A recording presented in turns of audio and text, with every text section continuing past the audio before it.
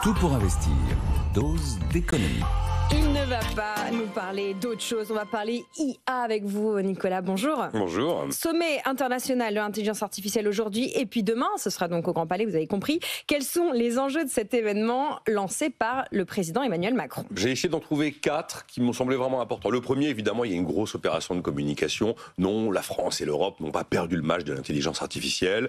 Non, l'histoire ne se résume pas au bras de fer entre un Américain, ChatGPT, et un Chinois, DeepSeek. D'ailleurs, si vous n'avez pas échappé, on en parle depuis ce matin, que Mistral, notre champion français de l'IA, a lancé la version smartphone mobile de son intelligence générative, le chat, qui a été salué par la critique, notamment par Anthony Morel, et notamment pour la rapidité d'exécution. Il faut rappeler qu'on a 750 startups dans cet univers en France. Ça représente 35 000 emplois. Je ne doute pas non plus qu'à l'occasion de ce salon, des voix se fassent entendre en appelant quand même Bruxelles et l'Europe à ne pas surréagir en termes de réglementation, d'encadrement, de normes, au risque bien sûr d'étouffer dans l'œuf l'écosystème autour de l'intelligence artificielle. Le deuxième enjeu, c'est évidemment un événement business. Margot vient de l'évoquer. Le président de la République a parlé de 109 milliards d'euros d'investissement en France dans l'intelligence artificielle. Les gros postes, c'est bien sûr l'installation de data centers, notamment par les Émirats arabes unis, avec un investissement dont la fourchette est un peu large, 30 à 50 milliards d'euros, montant astronomique. Également un fonds canadien de gestion d'actifs qui s'appelle Brookfield, qui va mettre 20 milliards dans un data center. Il paraît que c'est à Cambrai que ce data center verra le jour.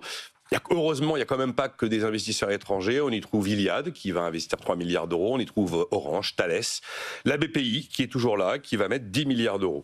Le troisième enjeu, c'est qu'en fait, la France veut devenir la terre promise des data centers. C'est le système sanguin de l'intelligence artificielle. Et pour ça, Paris va pouvoir mettre en avant l'un de ses principaux atouts, une électricité abondante et décarbonée.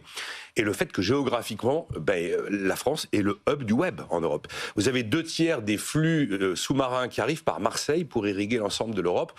On est donc une terre promise pour les data centers. Et le quatrième message qui devrait être véhiculé, c'est non, l'herbe n'est pas plus verte ailleurs. Parce qu'effectivement, nous savons que nous produisons la meilleure matière grise du monde, avec notre top 5, peut-être top 10 des écoles d'ingénieurs. Mais on sait que la plupart de ces gens vont travailler pour des géants américains, que ce soit Meta, que ce soit Alphabet, Samsung ou Nvidia, avec bien sûr l'une des stars françaises que l'on ne présente plus maintenant, c'est Yann Lequin, qui est tout simplement l'homme de l'intelligence artificielle de Facebook.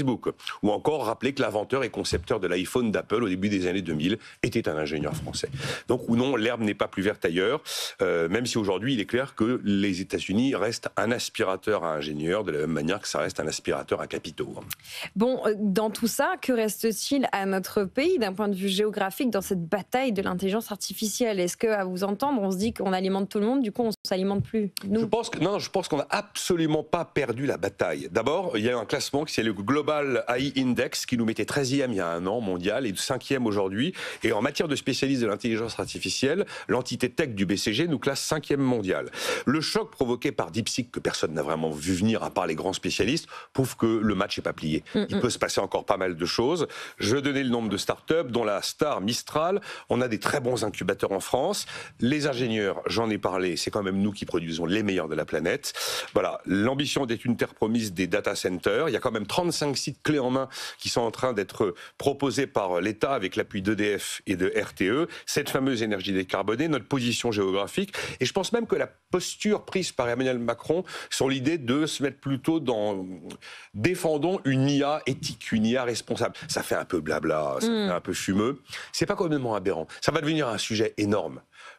Pas l'encadrement sauvage à la bruxelloise, mais le fait que l'IA ne soit pas une machine à contrefaçon, une machine à deepfake, une machine à problème en fait. Et donc je pense que la position défendue par la France dans ce domaine n'est pas totalement aberrante. Et d'ailleurs la France avait beaucoup joué dans la déclaration de Montréal, une initiative sur le côté éthique et responsable de l'intelligence artificielle qui avait été lancée en 2018. Après, je vous rappelle le rapport un peu de référence de Philippe Aghion et de Anne Bouvreau, vous citiez son nom à l'instant, qui est la présidente du conseil d'administration de l'École normale supérieure.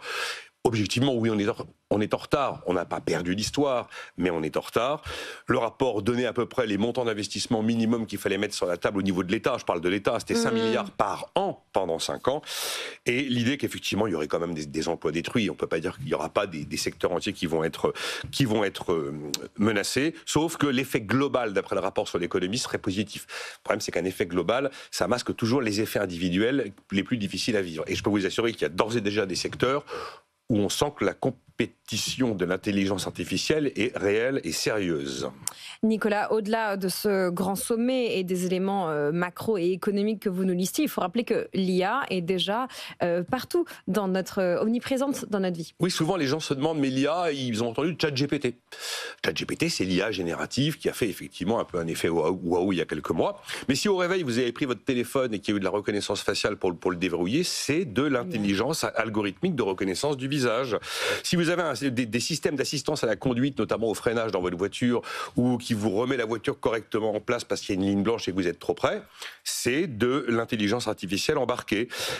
Vous allez sur votre compte Netflix et vous êtes surpris de voir à quel point Netflix a quasi deviné ce que vous vouliez regarder. C'est le résultat d'algorithmes de recommandation. C'est exactement la même chose quand Facebook va vous envoyer, ou YouTube va vous envoyer de la pub ciblée. L'IA générative, alors évidemment, ça a été l'événement, c'était ChatGPT, il y a Gemini de Google, il y a Mistral aujourd'hui.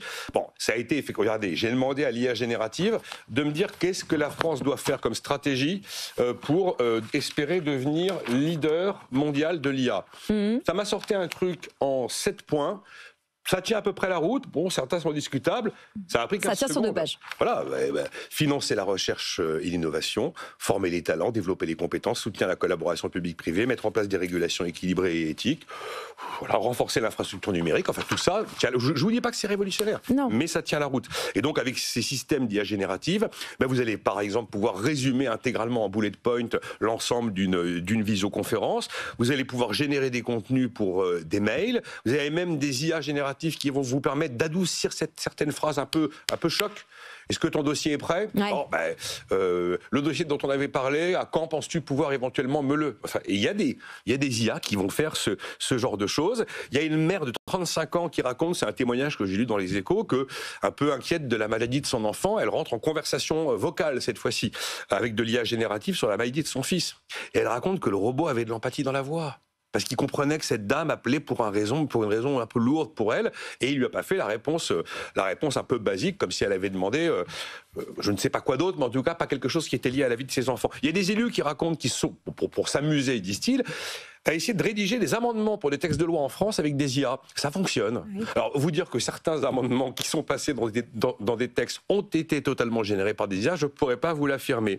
Vous avez des enseignes aujourd'hui, elles sont nombreuses, qui ont mis en place des robots conversationnels pour les clients. Mais les clients s'y trompent. Ils racontent qu'à la fin de la conversation avec la machine voix homme ou la machine voix femme, les gens disent « Bon, mais merci beaucoup, madame », avant de raccrocher. Des trucs assez fascinants. C'est plus des espèces de voix complètement métalliques. Vous pouvez avoir des IA avec des caméras dans votre frigo qui filment ce qu'il y a dedans et qui va vous donner, Lorraine, avec ce que vous avez dans le frigo sans faire de course, voilà 2-3 idées de recettes. Et puis, alors bon, la médecine, c'est absolument colossal. On sait que maintenant, l'IA va être plus efficace que le humain pour certaines IRM ou alors encore des échographies.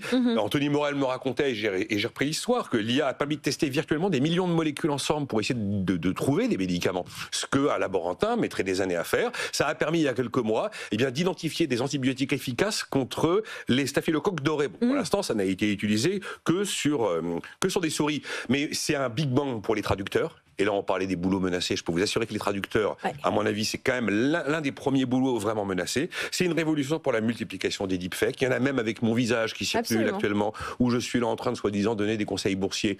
Alors, ceux qui ont l'œil un peu affûté voient que c'est quand même bizarre par rapport à l'élocution, mais enfin, on pourrait très bien s'y tromper. Et je pense qu'aucun processus automatisable n'échappera à l'intelligence artificielle. Si vous tombez sur un deepfake de Nicolas, sachez que Nicolas ne donne pas conseil en bourse. Non, je ne donne pas conseil en bourse. Il n'y a pas de vidéo de moi. Il y a des pubs aussi qui circulent, des trucs ridicules. Merci Nicolas pour cette analyse. Vous voulez ma stratégie française ? Oui, vous me l'avez montré déjà ce matin matinalement, mais redonnez-la moi. Voilà. Par ailleurs, vous avez lu le rapport Draghi ? Bien sûr. Alors, il fait plusieurs centaines de pages. Les essentiels du rapport Draghi, je me suis quand même sacrément renseigné. Non, il y a un truc que j'ai pas encore creusé parce que c'est pareil, ça va faire 500 pages. C'est les détails de l'IA Act. Ah, ouais. Tous les acteurs en fait de l'IA Act disent qu'avec ce règlement européen, on est bel et bien en train d'étouffer l'écosystème avant même qu'il n'ait vu le jour. Ça, c'est un sujet. C'est une idée. Demandez à ChatGPT ou plutôt à Mistral AI au chat de vous résumer. J'ai demandé justement à ChatGPT si le chat était mieux que lui. Alors là, il m'a fait une réponse en me dézinguant le chat. Donc il a bien compris qu'il fallait. Faites vos devoirs, téléchargez différentes applications pour les tester et puis téléchargez en pleine conscience vos solutions européennes ou américaines. Il y a de l'IA Made in France de qualité. Absolument. Nicolas Dose à retrouver en podcast et en replay sur notre site et notre application tous les jours dans Tout pour investir. Et quand vous le voulez aussi sur YouTube, on a une page BFM Business et vous pouvez participer à la réflexion économique avec Nicolas.